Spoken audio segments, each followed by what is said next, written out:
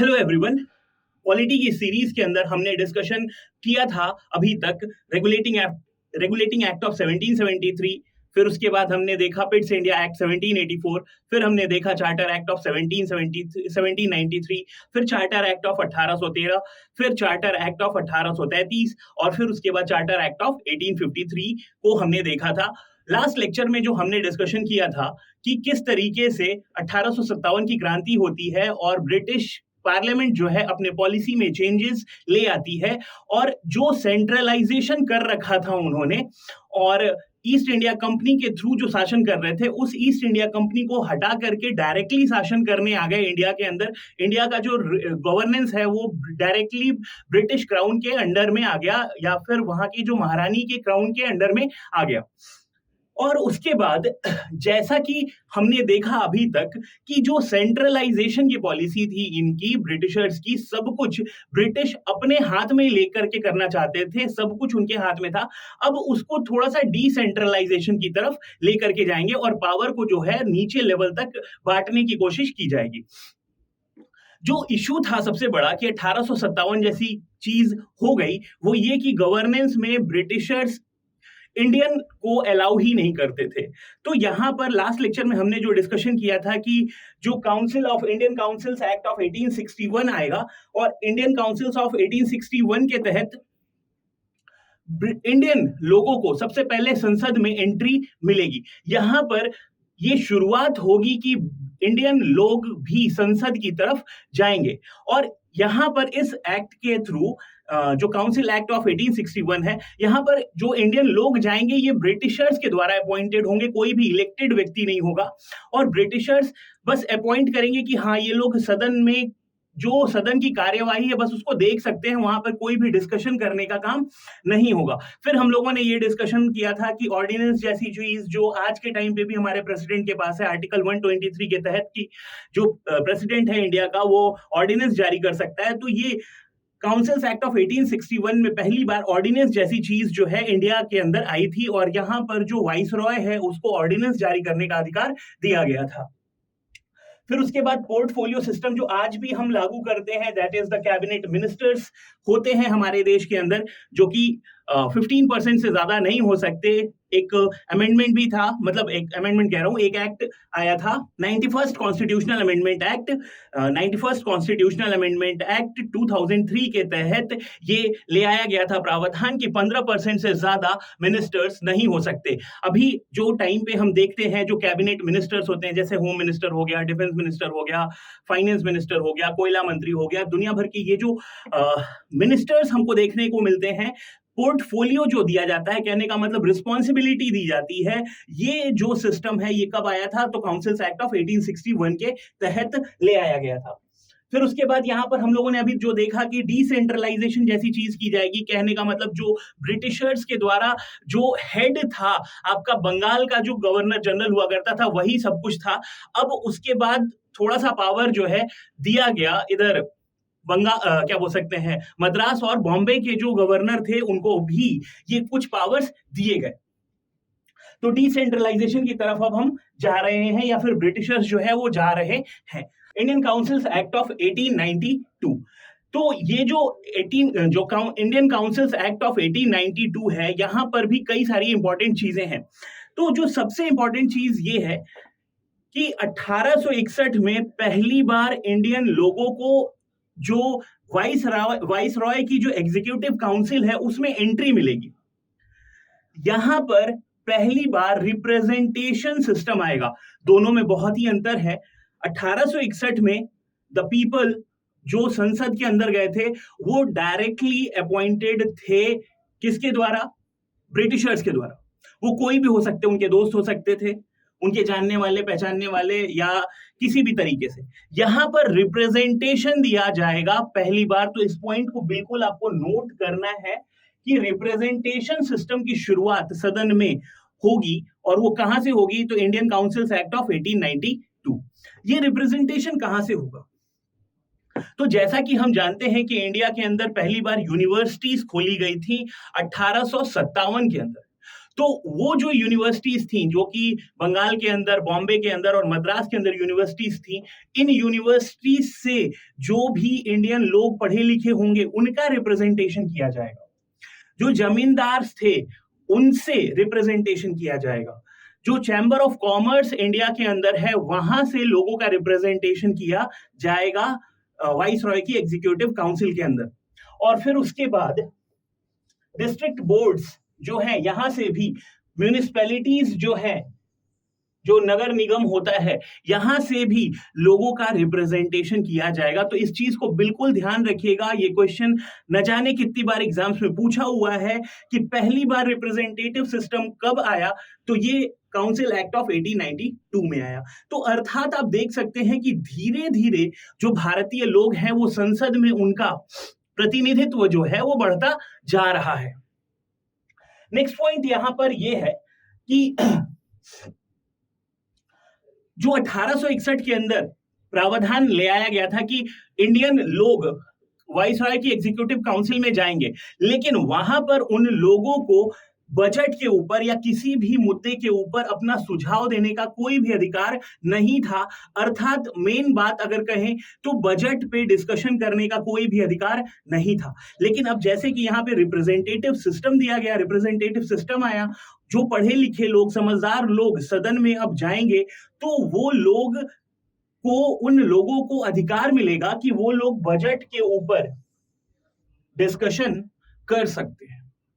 तो ये पॉइंट बहुत ज्यादा इंपॉर्टेंट है। यहां से क्वेश्चन कितनी बार पूछा हुआ है, बहुत बार पूछा हुआ है। और आप यहां पे जो नोटिस करने वाली बात यह है कि पहले इंडियन लोगों को कोई भी अधिकार नहीं था गवर्नमेंट को फॉर्म करने में या फिर गवर्नेंस या rule regulation, law and order बनाने में या बजट बनाने में कोई भी रोल नहीं था।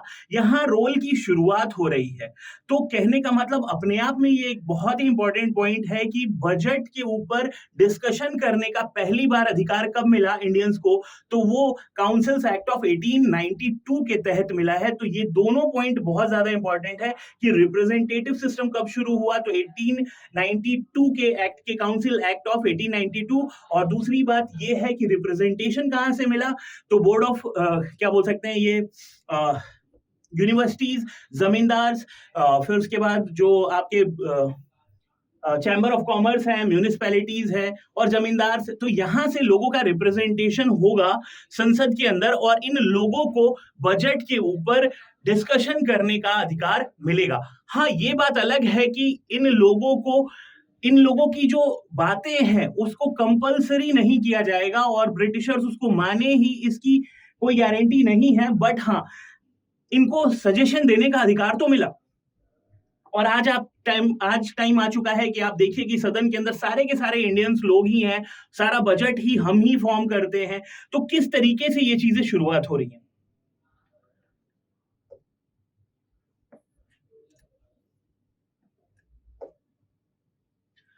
अगला जो काउंसिल है that is the Indian council act of 1909।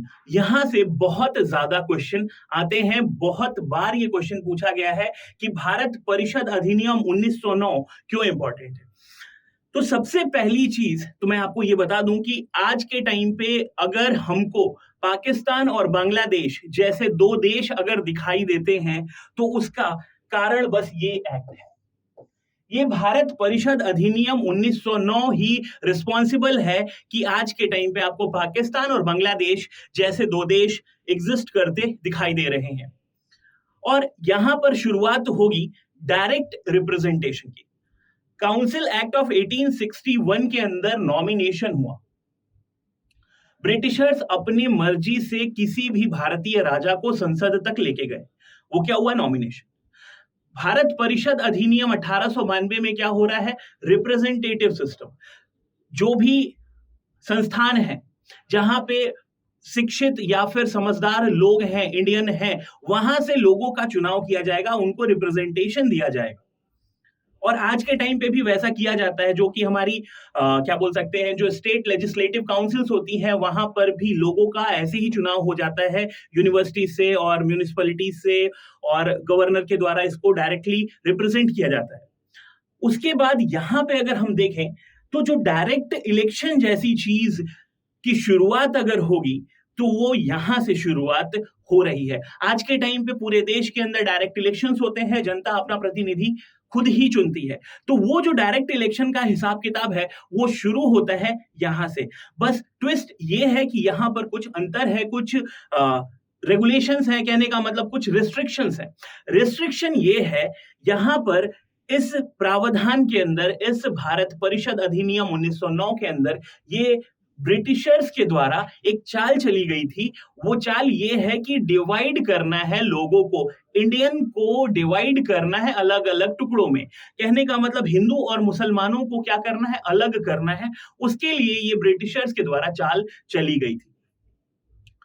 तो यहां पर ऐसा नियम बनाएंगे ब्रिटिशर्स कि जहां पर भी मुस्लिम पॉपुलेशन ज्यादा है, जहां पर भी मुस्लिम पॉपुलेशन ज्यादा है, उस जगह पर सिर्फ इलेक्शन में खड़ा होगा एक मुसलमान और उसको वोट देने सिर्फ और सिर्फ मुसलमान लोग ही जाएंगे। ठीक है, तो कहने का मतलब यह है कि इंडिया में ऐसी जगहें हैं जैसे कि आपका बंगाल का पोर्शन और जो पंजाब का पोर्शन है, आज के टाइम पे जो पाकिस्तान में चला गया और जो बांग्लादेश में चला गया, उन जगहों पर क्या है कि मुस्लिम पॉपुलेशन क्या हुआ करती थी, ज्यादा हुआ करती थी।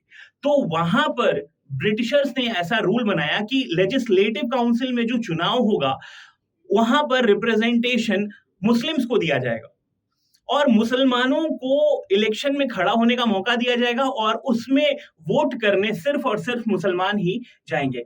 वहां इस टाइम के प्रावधान आज भी लिए जाते हैं। कहने का मतलब आपको पता होगा कि इलेक्शंस में क्या होता है, सीटें रिजर्व कर दी जाती हैं। कभी महिला सीट होती है, कभी ओबीसी सीट होती है, कभी जातिगत सीटें हुआ करती हैं, ओबीसी सीट होती है, एससी सीट होती है, एसटी सीट होती है। तो ऐसा इसलिए दिया जाता है कि जो भी उस एरिया में कमजोर है, समाज का जो कमजोर पक्ष है, उसको रिप्रेजेंटेशन मिले। लेकिन वहां पर क्या होता है कि इलेक्शन में पार्टिसिपेट सभी लोग करते हैं।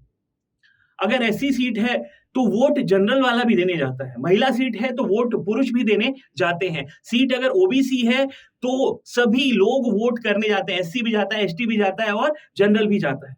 लेकिन यहां पर क्या प्रावधान था कि इलेक्शन में सिर्फ मुसलमान खड़ा होगा मुस्लिम बहुल्य क्षेत्र में और वहां पर वोट देने सिर्फ मुस्लिम ही जाएंगे।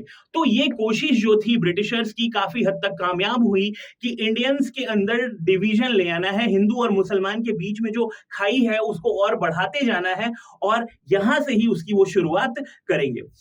इस काउंसिल एक्ट ऑफ 1909 को बोला जाता है Morley Minto reforms. Morley Minto reforms के नाम से ये काफी फेमस है। मॉर्ले जो है वो उस टाइम का सेक्रेटरी ऑफ स्टेट की पोस्ट जो है वो बनाई गई थी कब, भारत सरकार अधिनियम 1858 के तहत, जो कि लंदन में बैठता था। तो उसका नाम क्या है, लॉर्ड मॉर्ले। और ये जो लॉर्ड मिंटो है ये कौन है, ये वाइस रॉय जो कि इंडिया में था और ये सेक्रेटरी ऑफ स्टेट। और ये कहां बैठ रहे हैं भाई साहब, लंदन के अंदर। तो इन दोनों लोगों के द्वारा ये सुधार ले आया गया। सुधार का मतलब ये है कि रेगुलेशन में, नियम कानून में बदलाव किया जाएगा। कहने का मतलब उनको किस तरीके से रूल करना है ब्रिटिशर्स को, इसी को ये सुधार कह रहे हैं। सुधार तो खैर नहीं था, ये हमारे लिए और ज्यादा घातक हो गया। तो यहां पर आप देख सकते हैं कि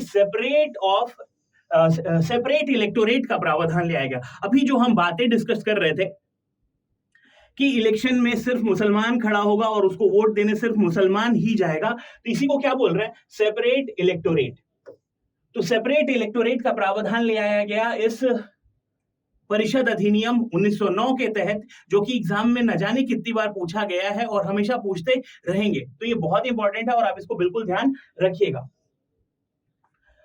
ठीक है, इसके तहत आपको क्या दिख रहा है, अगर मुसलमान बहुल्य राज्य के अंदर अगर मुसलमान को ही वोट मिल रहा है या फिर इलेक्शन में उसको खड़ा होने का मौका मिल रहा है, तो आप देखिए एक तरीके से चाहे मुसलमान हो चाहे हिंदू हो, रिप्रेजेंटेशन तो बढ़ रहा है ना सदन के अंदर। राज्यों की सदन के अंदर, लेजिस्लेटिव असेंबलीज के अंदर रिप्रेजेंटेशन इंडियंस का क्या हो रहा है, बढ़ता जा रहा है।